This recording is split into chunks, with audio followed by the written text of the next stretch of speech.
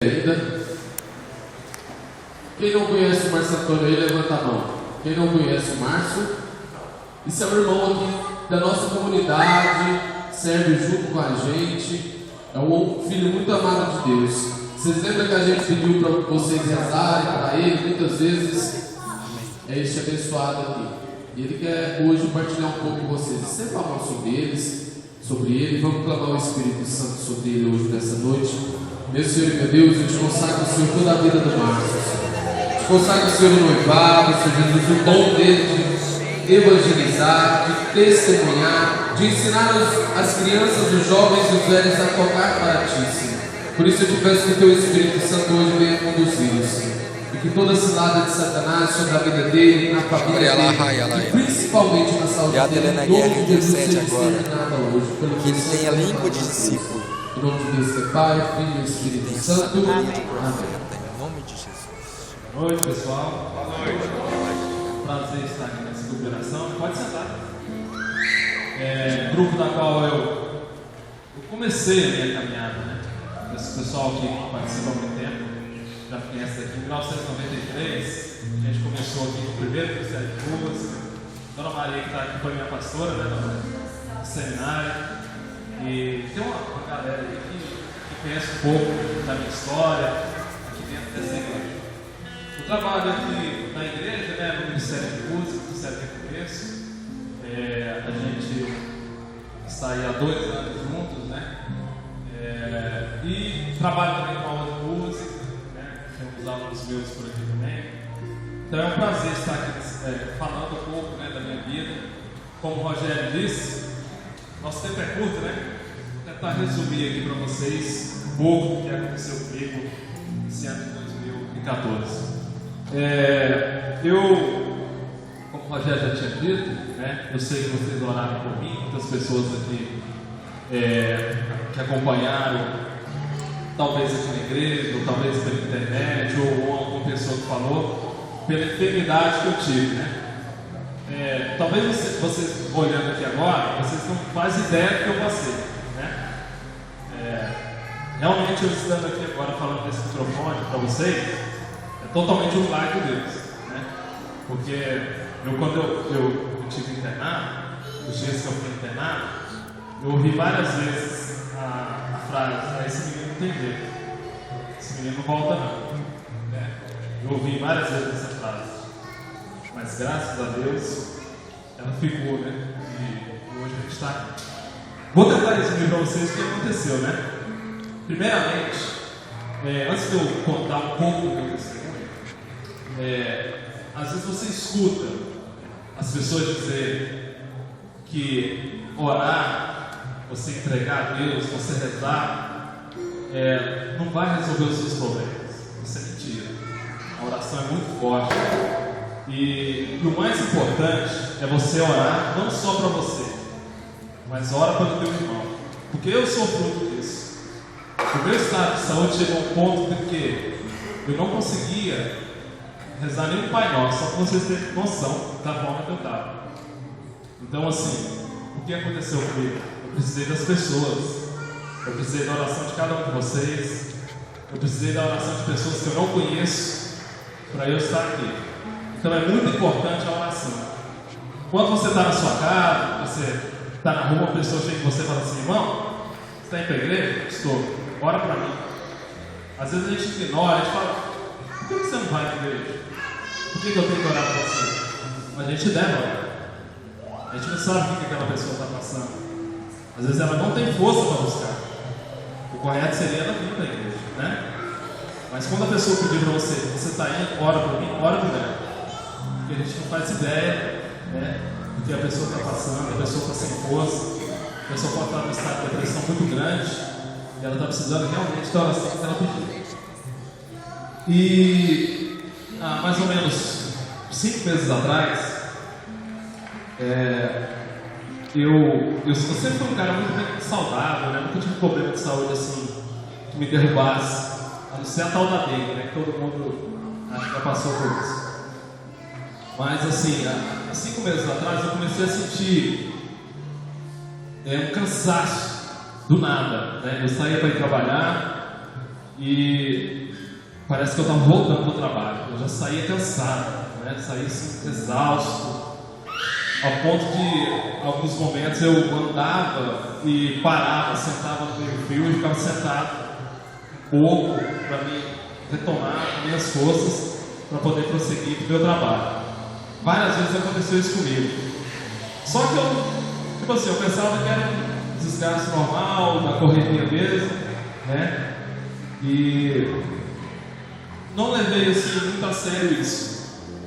Com o passar do tempo, esse cansaço foi aumentando, né? E eu comecei a ter ânsia de vômito, do nada, na hora própria, tudo que eu comia, se eu almoçasse, eu já sentia o estômago ruim, se eu jantasse, eu sentia o estômago ruim. E como eu tenho gastrite, eu comecei a achar, isso deve ser algum problema da minha gastrite que está atacando, né? Não deve ser nada de muito sério, não. E fui levando minha vida. Quando foi mais ou menos na Semana Santa, foi na Semana Santa, meu estado começou a agravar, né? Aí eu já não estava só sentindo aquela ânsia de vômito, como eu estava vomitando muito, né? Tudo que eu comia eu botava para fora. Assim, era questão de... colocava na boca, passava 5 minutos, eu botava tudo para fora. E era muita coisa mesmo, né? E eu comecei a estranhar aquilo. Eu falei, gente, isso não está certo. Eu nunca fui assim. E tem cabimento uma coisa dessa acontecer comigo assim, de uma hora para outra, né? E aí foi se agravando. O cansaço, que era só um cansaço, aí começou a ter dores. Comecei a sentir dores no corpo. Eu comecei a não dormir. Eu ficava assim, mais ou menos. Eu fiquei mais ou menos uma semana sem saber o que é dormir dentro da minha casa. Uma semana. Eu deitava na cama e levantava, com pensamentos confusos, com febre muito alta, delirando, aí ia no banheiro, vomitava. Realmente assim, uma situação muito estranha, que não dava para entender. Aí quando foi um dia, lá em casa, eu levantei de manhã para ir trabalhar, aí eu não consegui trabalhar. Eu estava com muita dor no corpo, febre muito alta. Aí eu resolvi aferir minha pressão, para ver como é que estava a situação da minha pressão. Quando eu fui no posto de saúde, que a enfermeira lá fez a minha pressão, ela estava 20/11, muito alta, né? E naquele momento ela virou para mim e falou assim: olha, você está quase explodindo, cara. Você tem que ir para o hospital de urgência agora. Eu voltei para casa, né, nesse dia. Falei com meu irmão, Valdeir. Aí ele foi e me levou no hospital. Fui no cais do Guanabara, de Guanabara, aqui perto. Quando eu cheguei no cais de Guanabara, eles fizeram um hemograma e diagnosticaram dengue. Não, você está com dengue. Isso aí é sintomas da dengue, então o que você vai fazer? Você vai tomar aqui 1 hora de soro para dar uma revitalizada e a gente vai dar o soro para você tomar em casa. Você vai se hidratando. Aí tudo bem. Aí eu fui seguir aquilo que a médica lá do cais do Guanabara falou. Fui para casa. Isso já era na sexta-feira da Paixão. E em casa eu fui seguindo aquilo, né? Quem já teve dengue sabe. Você tem que se hidratar muito, tomar muito líquido, tomar água de coco, essas coisas, beber água, né? Você tem que se hidratar. E eu cheguei em casa e fui fazendo isso. E o estado, ao invés de melhorar, só foi piorando. Eu fiquei 3 dias em casa, me tratando de uma dengue. Tomando água de coco, tomando líquido mesmo para valer. E já não estava só com a dor nas costas, aí eu tossia muito. E quando eu tossia, eu soltava uma secreção vermelha. Todas as vezes que eu tossia, eu soltava essa secreção vermelha. E era muita coisa também. E não dormia, aí eu já não conseguia deitar. não conseguia deitar, eu tinha muita dor nas costas. Aí eu pegava uma cadeira e colocava no meu quarto e passava as noites sentado, né? Sentado, eu não conseguia deitar. Quando eu deitava, eu sentia muita dor e começava a tossir e passava muito mal. E eu fiquei 3 dias em casa dessa forma. Aí eu virei e falei, gente, falei com a minha mãe, com meus irmãos na casa, falei, gente, isso não é dengue. Eu já tive dengue, já tem cabimento uma coisa dessa. Tem 3 dias que eu estou me tratando e eu só estou piorando. Aí eu voltei no mesmo cais, tive a sorte de falar com a mesma médica que me atendeu. Falei para ela, olha, doutora, é o seguinte, eu estou muito mal, estou sentindo falta de ar, não consigo deitar.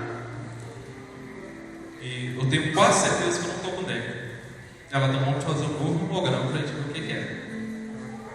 E quando fizeram o hemograma, aí realmente não era dengue.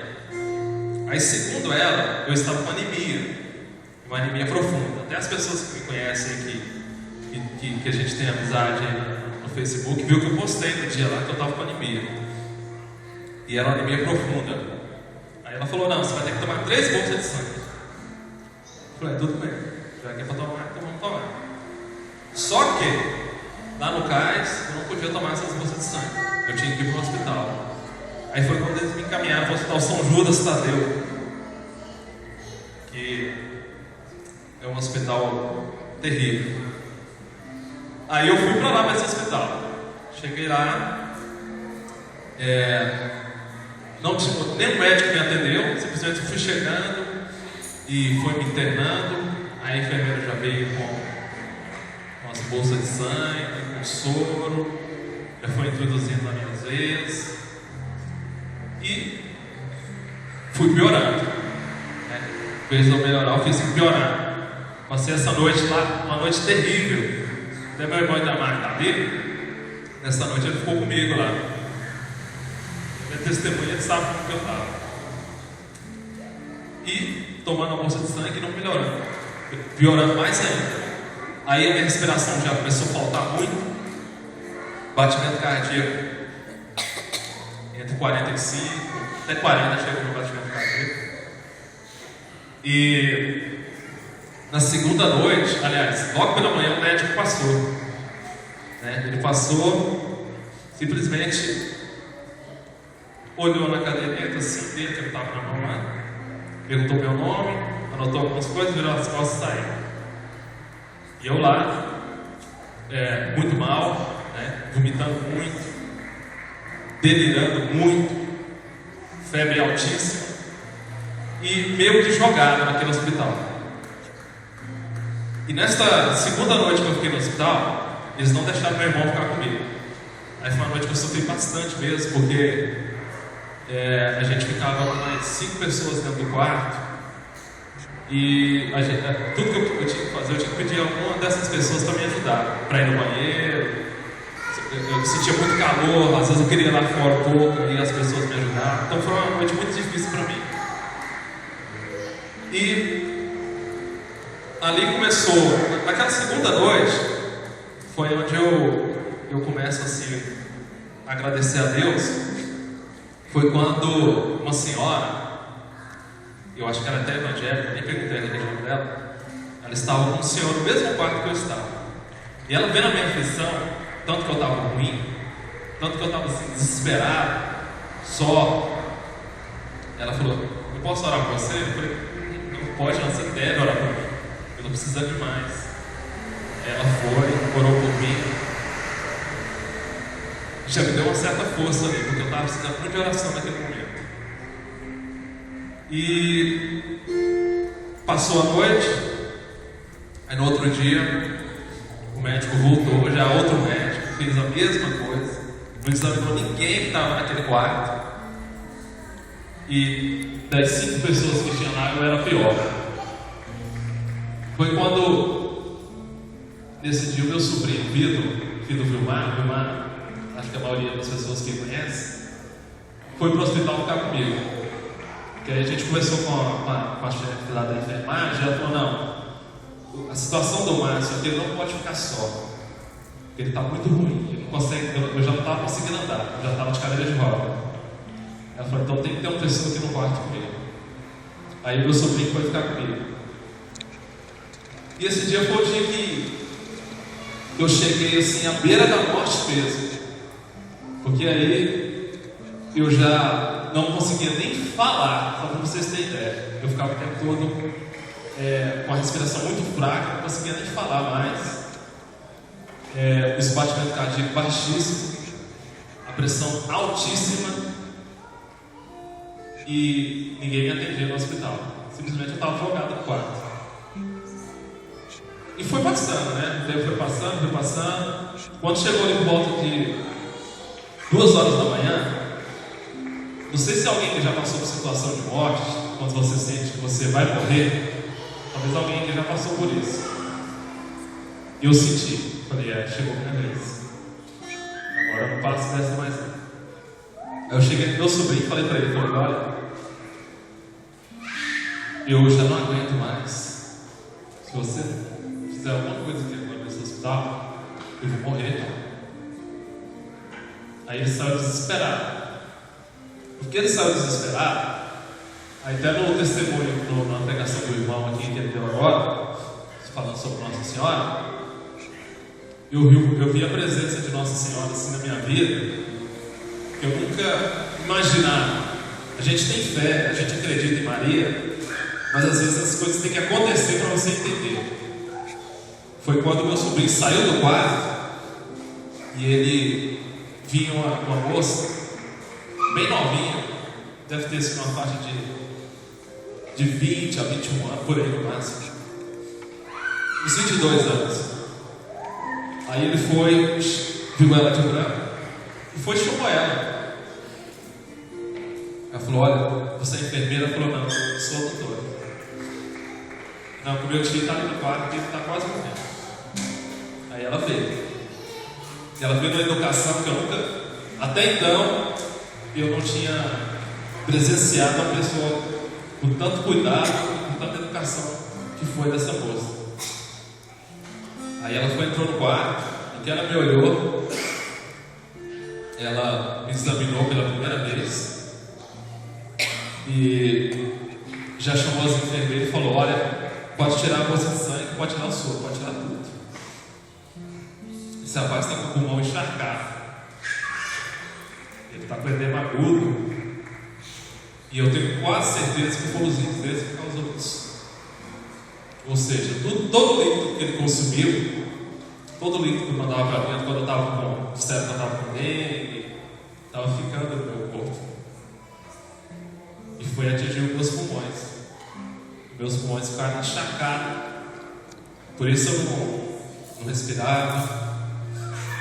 Minhas pernas estavam muito inchadas, meu joelho, meus pés. Então assim, eu estava numa situação de morte mesmo. Aí ela foi e falou, olha, seu caso é de UTI. Aí ela foi, me pegou na cadeira de roda, porque eu estava com muito calor, e foi lá para fora, porque ia andar.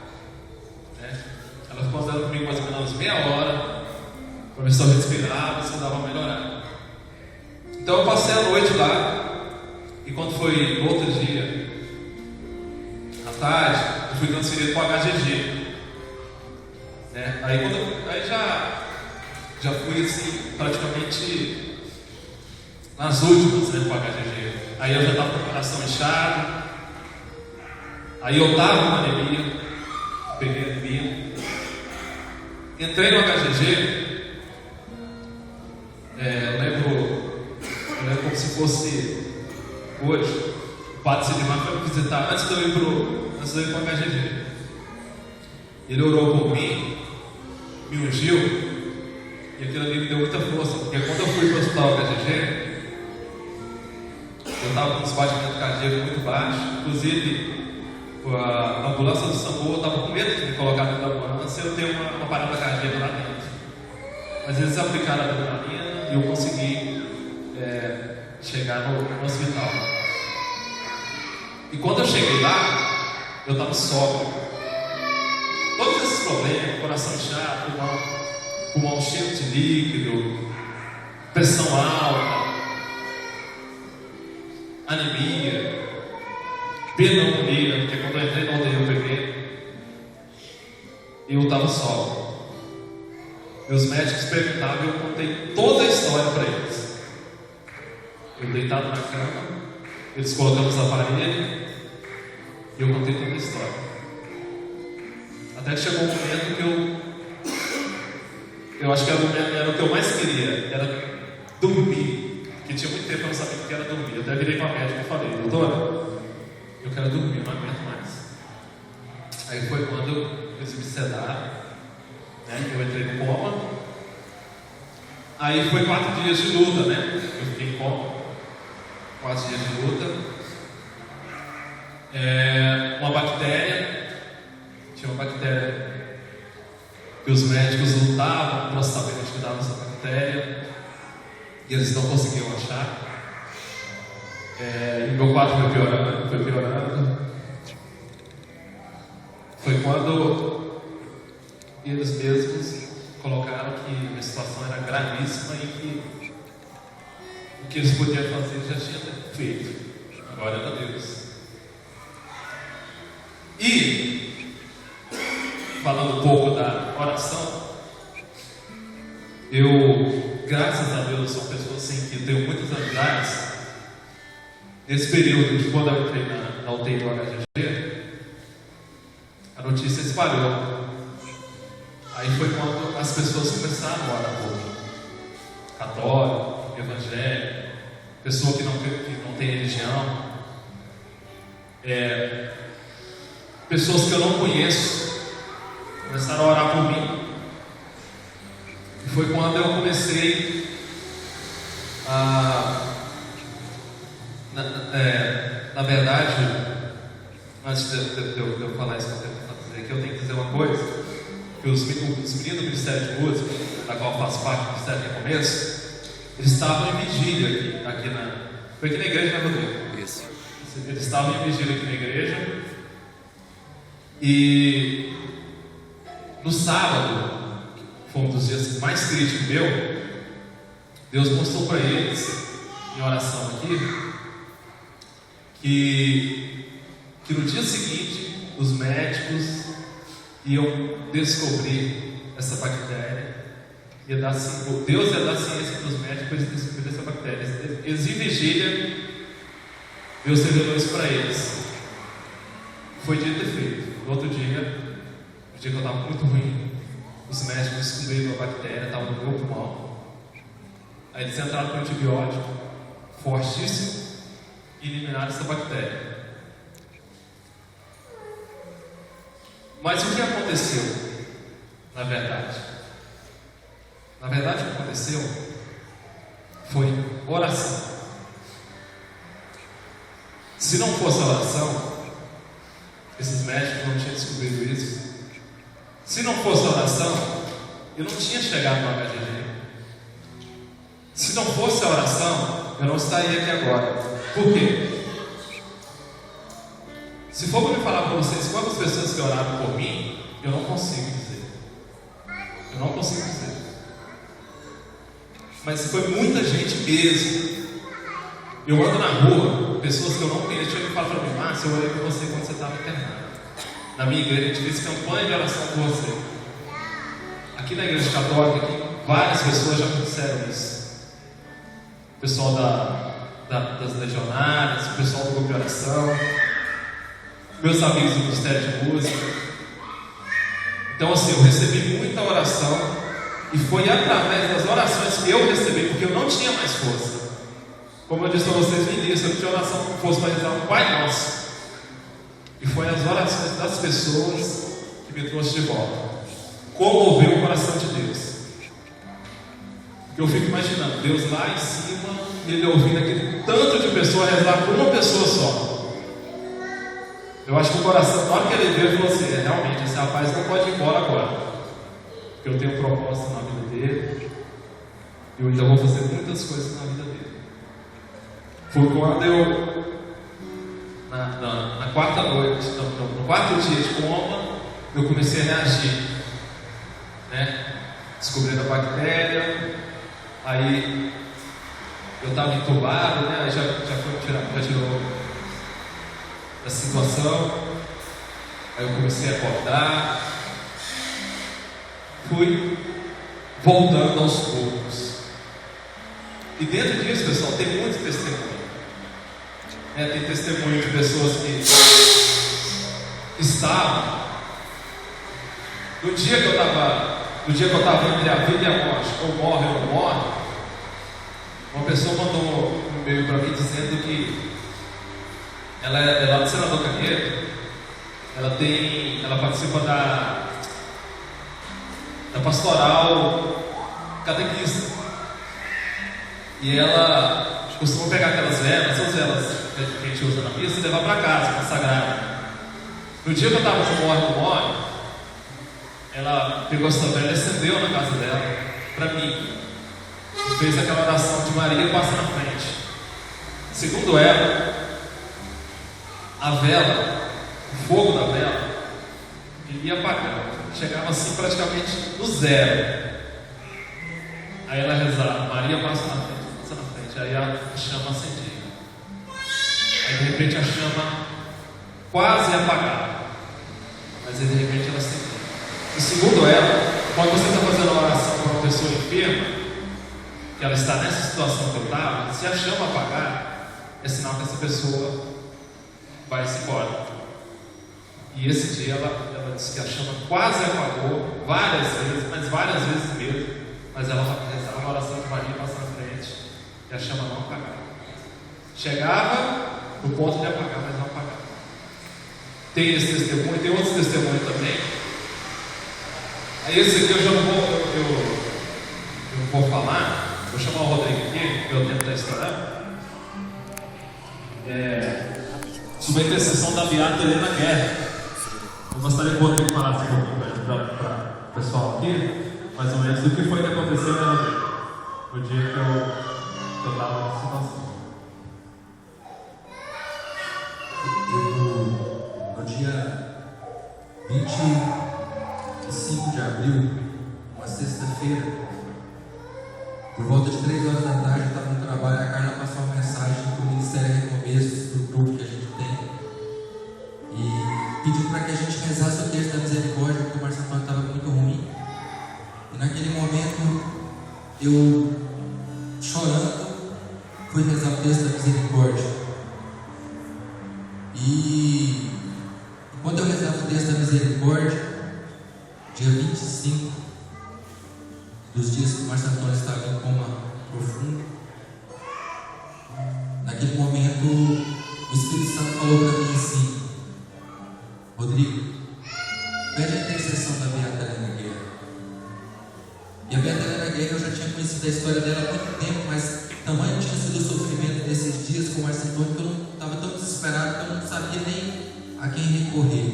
Quando o Espírito Santo falou isso, eu já comecei a divulgar os meninos do ministério. Naquele dia mesmo, 25, eu comecei a novena de Pentecostes, clamando a intercessão da Beata Helena Guerra. Dia 25 à noite eu já fiz, dia 26 os meninos do ministério começaram a fazer também. E no dia 25 à noite, quando nós começamos a pedir a intercessão da Beata Helena Guerra, dia 26 de abril de 1959, ela foi beatificada por São João 23, que foi canonizado dia 27 de abril, no domingo.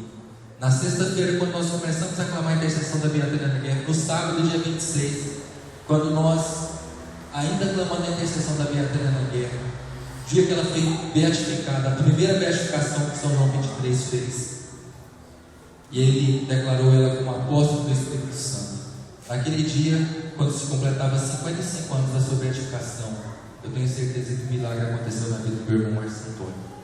Porque enquanto a gente clamava a intercessão da Beata Helena Guerra, o Vilmar, antes de entrar para o quarto, eu fui, nós ficamos todos lá fora. Antes de entrar para o quarto, eu falei para o Vilmar o que Deus tinha me falado, que era para clamar a intercessão da Beata Helena Guerra. Quando o Vilmar entrou para fazer a visita, nós todos, sabendo que o quadro do Marcelo Antônio era gravíssimo, que os batimentos cardíacos dele estavam ruins, que a situação estava cada dia pior, quando o Vilmar entrou, nós ali clamando a intercessão da Beata Helena Guerra, dia 26 de abril, dia da sua beatificação. Quando o Vilmar saiu, a primeira coisa que ele falou, com aquele semblante alegre, dia 26 de abril, meus irmãos, as notícias são boas. Os batimentos cardíacos do meu irmão que estavam em 40 voltaram a 102 e a pressão que estava já a 20 voltou a 13. E naquele momento nós fizemos um grupo de oração na porta do hospital, agradecendo a intercessão da Beata Helena Guerra, clamando e agradecendo a intercessão da Beata Helena Guerra, porque ela já tinha passado à frente, intercedido. Beata Helena Guerra foi responsável pelo retorno do culto ao Espírito Santo na igreja. Se vocês não conhecem, procurem conhecer a história dessa beata. Ela foi responsável, a Dona Maria tem um livro, foi responsável pelo retorno ao Espírito Santo. Para vocês terem uma ideia, essa mulher escreveu cartas para o Papa. Através das cartas para o Papa começou a escrever para a igreja cartas, documentos sobre o Espírito Santo. Para vocês terem uma ideia da importância da beata para a renovação carismática católica, o Papa que convocou o Concílio Vaticano II, que veio falar do Espírito Santo por 258 vezes, foi o São João 23. E esse Papa, quando ele convocou o Concílio Vaticano II, o Concílio Vaticano II veio terminar em 1965. Em 1967 surgiu a renovação carismática católica, da qual nós fazemos parte. Então vamos dar uma salva de palmas aí à Beata Helena Guerra.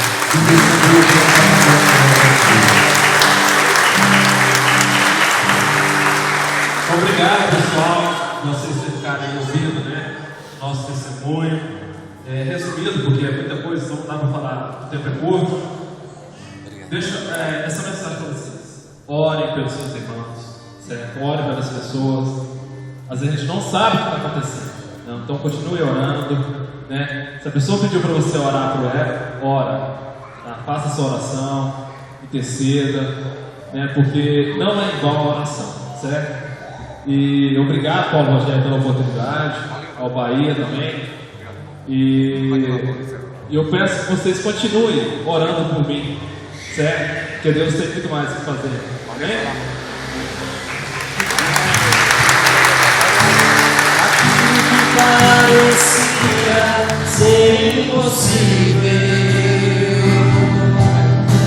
Aquilo que parecia não ter saída,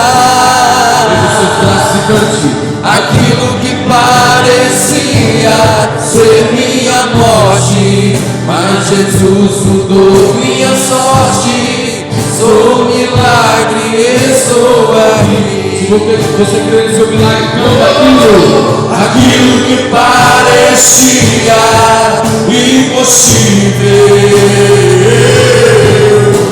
aquilo que parecia não ter saída,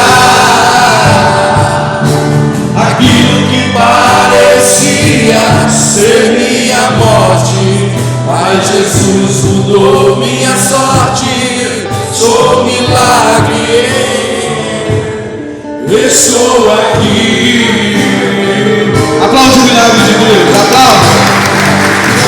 Viva o nosso Senhor Jesus Cristo! Viva nossa salvação! Sendo essa volta em direção a Marcelo Antônio, vamos consagrar todo o testemunho. Naquela segunda-feira que nós chamamos na terça-feira para clamar pelo Marcelo Antônio, Deus põe no coração que nós tínhamos que clamar para ele sair da UTI. E naquela terça-feira estava eu, o irmão ali, mais duas irmãs. E quando o Vilmar falou que na quarta-feira, para a honra e glória de Deus, ele abandonou a UTI. Tantas pessoas que clamaram. O bonito de ser católico é isso.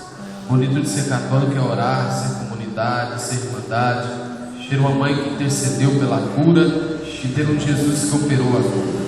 Então estenda a sua mão e consagra toda a vida do Marcelo Antônio, todo o ser.